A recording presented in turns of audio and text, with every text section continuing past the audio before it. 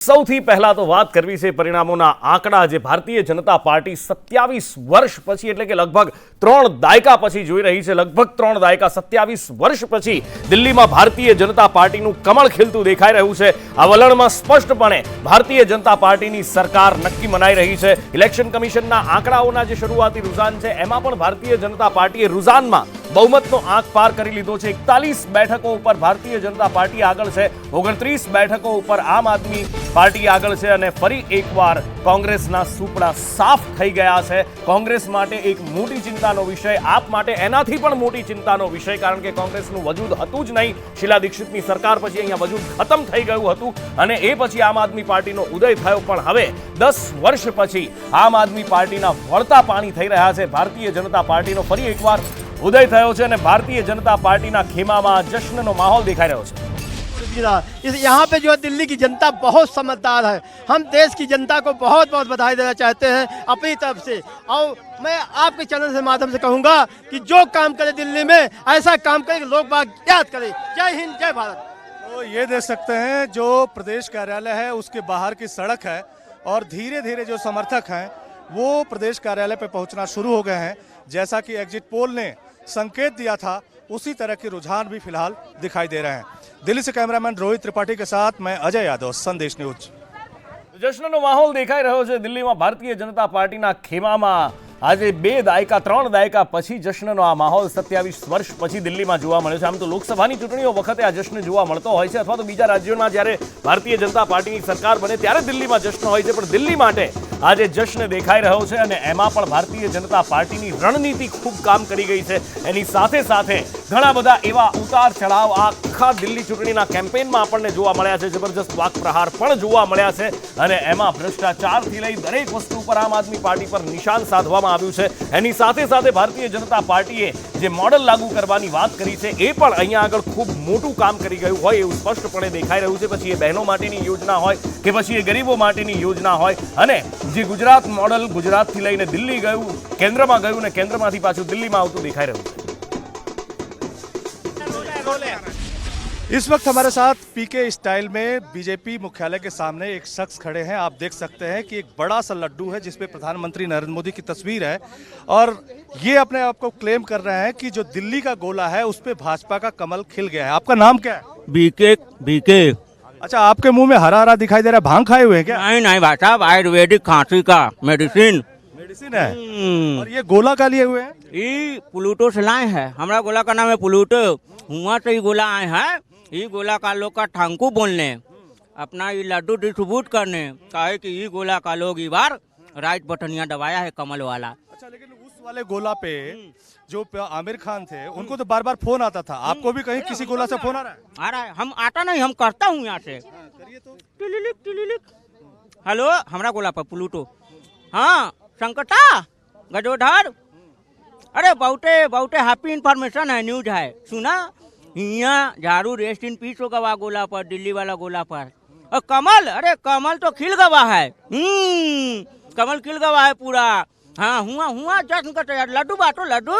कमल खिल गवा। अरे झड़ुआ इतना कीचड़ कर दिया था ना, कमलिया खिल गया। 2 बार से वोटवा ले रहा था गजोधर, कमवा नहीं कर रहा था, खाली पिरामिड कर रहा था, रंग पिरामिड। हाँ, ये गोला का लोग 2 बार से फ्री गड़बड़िया के चक्कर में रंग बटनिया दबा रहा था गजोधर, लेकिन इस बार गजोधर टोटली प्लान उल्टा हो गया। मोदी जी का जो फार्मूला प्लान था ना, वो पर ये गोला का लोग एक्सेप्ट कर लिया। अब ये गोला लंदन पेरिस बनेगा। ठीक है, ओके। वहाँ से भारतीय जनता पार्टी के बारे में भी लोग कुछ कह रहे हैं। अरे बहुत उस गोला से, वो गोला पे बहुत अच्छा इन्फॉर्मेशन है मोदी जी के बारे में। इनका जो एक्टिविटी है ना, टोटली इनका जो डेडिकेशन है, टोटली हॉनेस्ट है।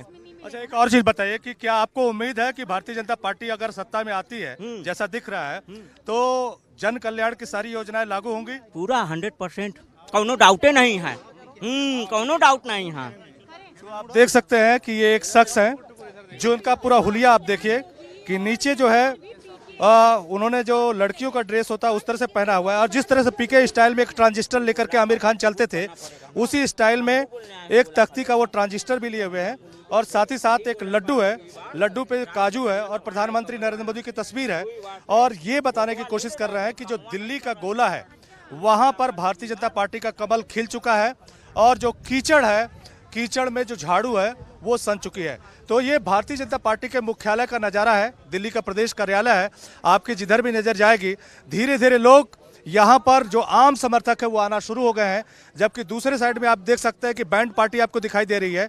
अभी थोड़ी देर पहले यहाँ पर लोग बैंड की धुन पर नाचते गाते हुए नजर आ रहे थे और कहा जा रहा है कि थोड़ी देर बाद यहाँ पर जो है आतिशबाजी भी शुरू होगी। बस थोड़ा सा और क्लियर इंडिकेशन की जरूरत है। लेकिन आपने देखा कि किस तरह से पीके स्टाइल में एक शख्स आया हुआ है जिसकी तरफ से एक लड्डू, बड़ा सा लड्डू है जिसपे प्रधानमंत्री नरेंद्र मोदी की तस्वीर है और ये कहने की कोशिश कर रहा है कि दूसरे गोले से संदेश आ रहा है या दूसरे गोले से ये संदेश भेज रहे हैं कि आप लोग चिंता मत करिए, दिल्ली में जो भाजपा का कमल है वो खिल चुका है। दिल्ली से कैमरामैन रोहित त्रिपाठी के साथ मैं अजय यादव, संदेश न्यूज। જનતા પાર્ટીના ખેમામાંથી અલગ અલગ રંગ દેખાઈ રહ્યા છે, જશ્નનો જબરજસ્ત માહોલ દેખાઈ રહ્યો છે, પણ કોંગ્રેસ માટે પરિસ્થિતિ ખૂબ ખરાબ અને એના કરતાં પણ આમ આદમી પાર્ટી માટે ભલે 29 બેઠક જીતતા દેખાઈ રહ્યા હોય પણ તેમ છતાં પણ પરિસ્થિતિ એટલી ખરાબ છે કે ગઢ પણ ગેલા અને સિંહ પણ ગેલા એવી પરિસ્થિતિ થઈ છે, કારણ કે અરવિંદ કેજરીવાલ છઠ્ઠા રાઉન્ડ પછી પણ હજી પણ પાછળ ચાલી રહ્યા છે। મનીષ સિસોદિયા પણ પાછળ ચાલી રહ્યા છે, જો કે મોટું માર્જિન અરવિંદ કેજરીવાલનું નથી, માત્ર 225 મતથી પાછળ ચાલી રહ્યા છે। રસાકસીનો જંગ એમની સીટ ઉપર છે, પણ હવે જોવાનું એ છે કે શું થાય છે। પ્રવેશ વર્મા ભારતીય જનતા પાર્ટીના આગળ નીકળી ચૂક્યા છે, 225 વોટથી આગળ ચાલી રહ્યા છે।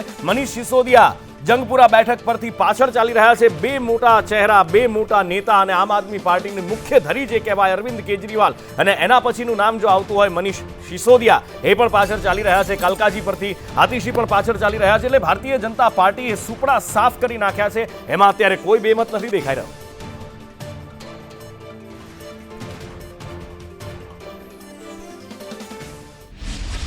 સ્ટુડિયોમાં મારી સાથે દીપકભાઈ ભારતીય જનતા પાર્ટીમાંથી જોડાયા છે, બિપિનભાઈ રાજકીય વિશ્લેષક, કોંગ્રેસમાંથી સંજયભાઈ પટવા મારી સાથે જોડાયા છે।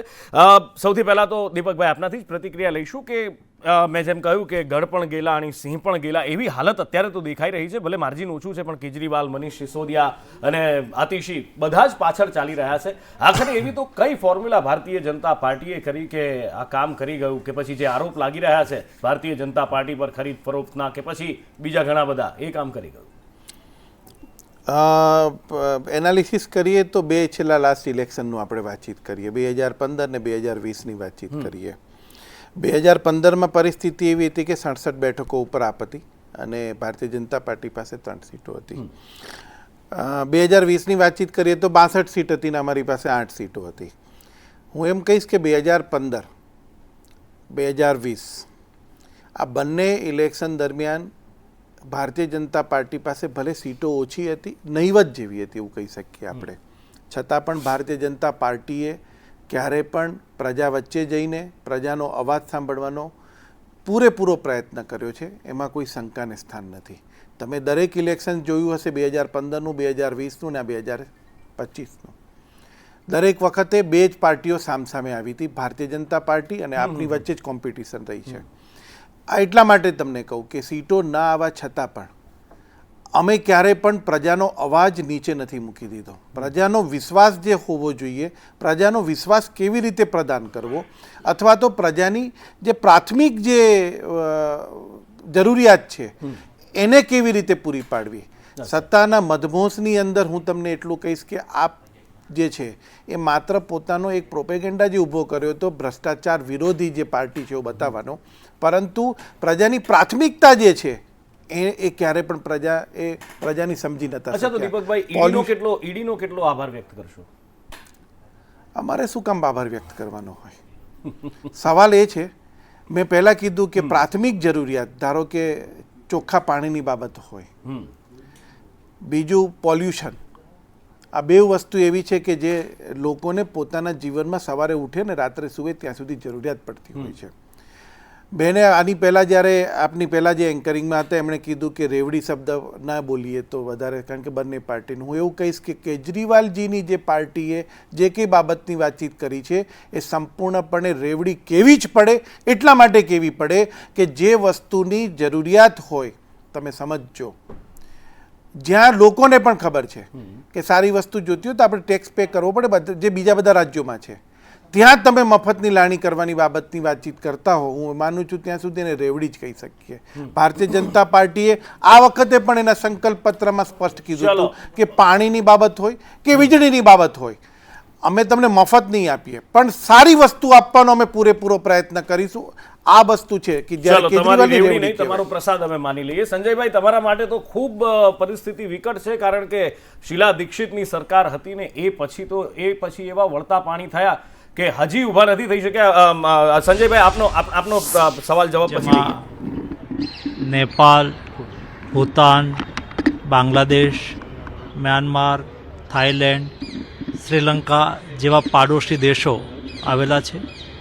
આ દેશોના યુવા સાથીઓના સમિટનું આયોજન એટલે કે બિમસ્ટેક યુથ સમિટનું આયોજન ભારતની અંદર ગુજરાતમાં મહાત્મા મંદિર ખાતે કરવામાં આવ્યું.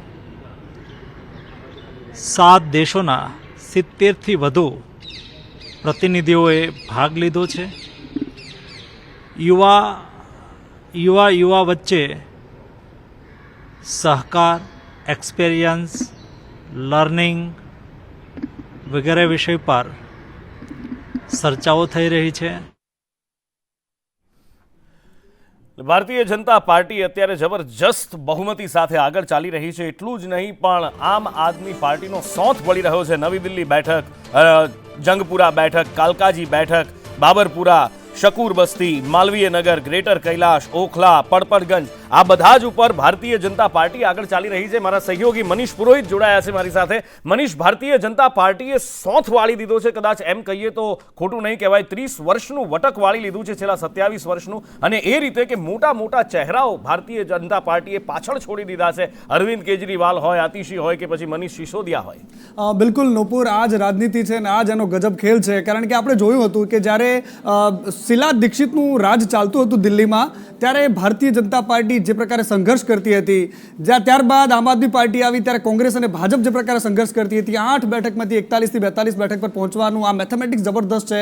અને એક આરોપ પ્રત્યારોપ વચ્ચે આપણે આંકડા પર જવું છે જે ચૂંટણી પંચ આપી રહ્યું છે, અને આંકડાઓમાં એક પછી એક એવા દિગ્ગજોના જે તમે આગળ પાછળની જે સમીકરણોની વાત કરીએ છો, તો અહીંયા સૌથી પહેલા મારે તમને બતાવવું છે કે વિજેન્દ્ર ગુપ્તા ભારતીય જનતા પાર્ટીના પ્રદેશ અધ્યક્ષ છે, કે જેઓ અત્યારે આગળ ચાલી રહ્યા છે. એની સામે કોંગ્રેસ અને આમ આદમી પાર્ટી બંને પાછળ ચાલી રહ્યા છે.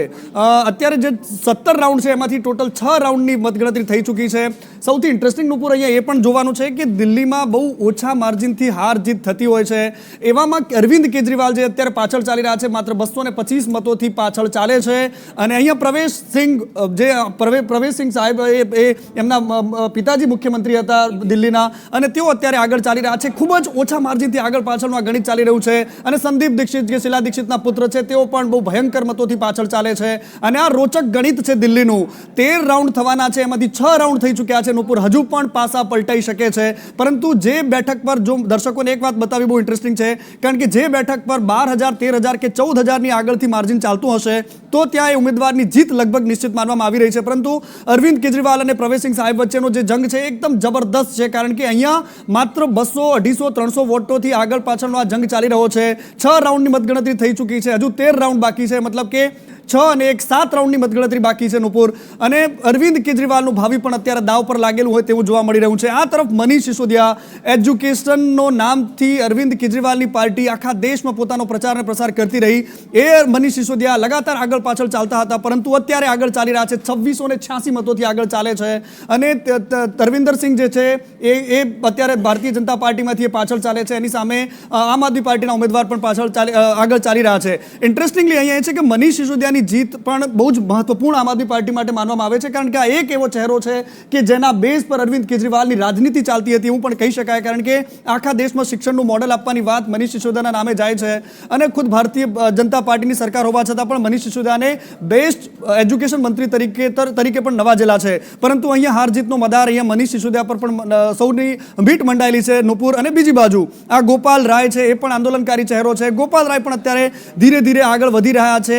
અહીંયા 15,767 મતોથી આગળ છે. મતલબ ગોપાલ રાયની જીત લગભગ નક્કી માનવામાં આવી રહી છે. અને અનિલ કુમાર છે, આની સામે મોહિત ખાન છે. આ તમામ લોકો અત્યારે પાછળ ચાલી રહ્યા છે. ઇન્ટરેસ્ટિંગલી એક પછી એક ચહેરાઓની વાત કરવી છે. સૌરભ ભારદ્વાજ, જ્યારે અરવિંદ કેજરીવાલ જેલમાં ગયા તો નુપુર સૌ કોઈએ જોયું હતું કે આતિશી અને સૌરભ ભારદ્વાજ આ બે ચહેરાઓ એવા હતા કે આખી સરકાર ચલાવતા હતા. પરંતુ એક વાત જાણીને આશ્ચર્ય થશે કે અરવિંદ કેજરીવાલની આમ આદમી પાર્ટીએ કેજરીવાલ જેલમાં છે, ભ્રષ્ટાચારના આરોપ લાગ્યા છે, એ વાતની સિમ્પથી મેળવવી જોઈતી હતી, નહોતી મળી ને લોકસભાની ચૂંટણીમાં બહાર આવ્યું હતું. એ સમયે સૌરભ ભારદ્વાજ આમ આદમી પાર્ટીનો ખૂબ મોટો ચહેરો બનીને બહાર આવ્યા હતા. પરંતુ અત્યારે તેઓ પાછળ ચાલી રહ્યા છે. 4440 મતોથી સૌરભ ભારદ્વાજ પાછળ ચાલે છે અને શિખા રોય જે ભારતીય જનતા પાર્ટીના છે તે આગળ ચાલી રહ્યા છે. બિલકુલ આ નવો ચહેરો છે, પરંતુ અત્યારે તે લીડ કરતા સામે આવી રહ્યા છે. અહીંયા પણ 14 રાઉન્ડ થવાના છે, એમાંથી 5 રાઉન્ડની મતગણતરી થઈ ચૂકી છે. અહીંયા ગમે ત્યારે ગણિત બદલાઈ શકે છે નુપુર, કારણ કે અહીંયા સૌરભ ભારદ્વાજનું ભાવિ અત્યારે પણ આમ આદમી પાર્ટી એના જે કાર્યકર્તાઓ છે, એના નેતાઓ છે, એવું લાગી રહ્યું છે કે અહીંયા સમીકરણો ચેન્જ થઈ શકે છે. લગાતાર એક પછી એક મતગણતરી આગળ વધી રહી છે નુપુર, અને એક પછી એક ચહેરાઓ મોટા છે આમ આદમી પાર્ટી અને ભારતીય જનતા પાર્ટીના છે. હવે અહીંયા વાત કરવી છે રમેશ બિધુરી, જે ભારતીય જનતા પાર્ટીના સાંસદ છે, ઉમેદવાર છે આ વખતના, અને 2800 મતોથી આગળ ચાલી રહ્યા છે. ખૂબ ચર્ચાઓ થઈ અહીંયા કાલકાજી બેઠક પર, અને અહીંયા આતિશી દિલ્હીના મુખ્યમંત્રી છે, તેઓ પોતાનું ભાવિ અજમાવી રહ્યા છે. આતિશી અત્યારે 2800 મતોથી પાછળ ચાલી રહ્યા છે, અને અલકા લાંબા કોંગ્રેસમાંથી છે, તેઓ અત્યારે ટોટલ 1864 મત જ મેળવી શક્યા છે. પરંતુ આ તમામ જે મોટા મોટા ચહેરાઓની વાત કરી, એમાં 600 700 કે 800 વોટ પણ નુપુર કોઈએ તોડ્યા છે કોંગ્રેસે, આમ આદમી પાર્ટીના. તો એ હાર જીતના સમીકરણો માટે ખૂબ મોટું ફેક્ટર છે. અહીંયા જે મતોનું ગણિત છે તે બહુ જ ઓછા મતગણિતથી જીતતા હોય છે. એવામાં 12000 13000 કે 14000 કોઈ ઉમેદવારના મત પહોંચ્યા છે, તો એમ સમજવું બિલકુલ નિશ્ચિત માનવામાં આવશે કે અહીંયા જે તે ઉમેદવારની જીત લગભગ નિશ્ચિત માનવામાં આવે છે. પરંતુ અહીંયા જે રાઉન્ડ, એ 5 રાઉન્ડની જ મતગણતરી થઈ છે. અહીંયા 12 રાઉન્ડ થવાના છે, મતલબ 7 રાઉન્ડ હજુ પણ બાકી છે. હજુ પણ અહીંયા ભલે આટલી લાંબી લીડ દેખાતી હોય, તેમ છતાં પણ અહીંયા હજી એ સમીકરણો બદલાઈ શકે છે નુપુર. અને 2 પૂર્વ મુખ્યમંત્રીઓના પુત્ર પ્રવેશ વર્મા અને એની સાથે આપણે એની સાથે જોયું કે આમ આદમી પાર્ટીના ઉમેદવાર છે આતિશી, એની સાથે નવી દિલ્હી બેઠક પર અરવિંદ કેજરીવાલની સામે જે 2 ઉમેદવારો છે, બંને સંદીપ દીક્ષિત શીલા દીક્ષિતના પુત્ર હતા, અને એની સાથે પ્રવેશસિંહ વર્મા કે જેમના પિતા તેઓ વર્મા સરનેમ એમના પ્રોફેસરે આપી હતી. ડુંગળી જેવી બાબતમાં એમની સરકાર જે તે વખતે ગયેલી, ડુંગળીના ભાવ વધી ગયા અને દિલ્હીમાં સરકાર પડી ગઈ હતી. એટલે આ બહુ ઇન્ટરેસ્ટિંગ ફેક્ટર હતું દિલ્હીનું. પરંતુ નુપુર મેં પહેલાં પણ વાત કરી હતી કે ગુજરાત અને દિલ્હીનો જે સંયોગ છે એ પણ બહુ રસપ્રદ છે. પરંતુ હવે પ્રધાનમંત્રી નરેન્દ્ર મોદીના ઉદય પછી 2014 પછી દેશની રાજનીતિમાં એવા ઘણા બધા રાજ્યો હતા કે જેમાં એવું માનવામાં આવતું હતું કે અહીંયા ભારતીય જનતા પાર્ટીનું જીતવું બહુ જ મુશ્કેલ છે.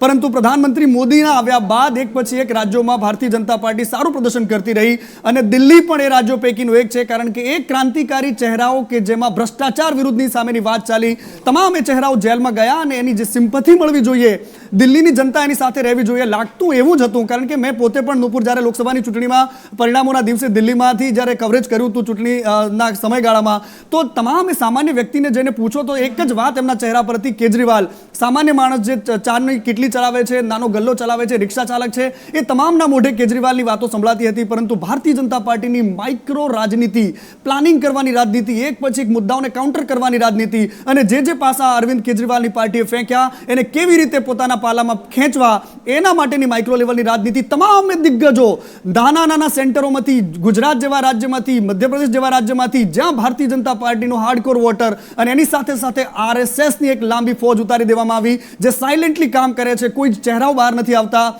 ગલીમાં જવું, ચાલીઓમાં જવું, અને એની સાથે પ્રધાનમંત્રી મોદીનું છેલ્લી ચૂંટણી સભામાં એવું કહેવું કે કોઈ પણ ઝૂંપડપટ્ટીઓને હટાવવામાં નહીં આવે. અને આ વાત એક સામાન્ય ગરીબ મતદાર જે દિલ્હીનો છે એના મનમાં ઘર કરી ગઈ, અને કદાચ ભારતીય જનતા પાર્ટીને જે મોટો ફાયદો થયો છે એ સમીકરણો આખા ચેન્જ કરતો જોવા મળ્યો. ભ્રષ્ટાચાર વિરોધી રાજનીતિની વાત હોય, એ તમામ પાસાઓની વાત હોય, અરવિંદ કેજરીવાલની રાજનીતિ હવે પ્રશ્નાર્થ ચિહ્ન પર આવીને ઊભી છે, ભલે રાષ્ટ્રીય પાર્ટી હોય નુપુર. બિલકુલ, ઇન્ડિયા અગેન્સ્ટ કરપ્શન નન્નાનું એ આંદોલન, અને એમાંથી ઉદય થયો હતો અરવિંદ કેજરીવાલનો. પણ અત્યારે દિલ્હીમાં આમ આદમી પાર્ટી અસ્ત થતો દેખાઈ રહી છે, કારણ કે હવે વિપક્ષમાં બેસવાનો વારો આવશે એવું દેખાઈ રહ્યું છે.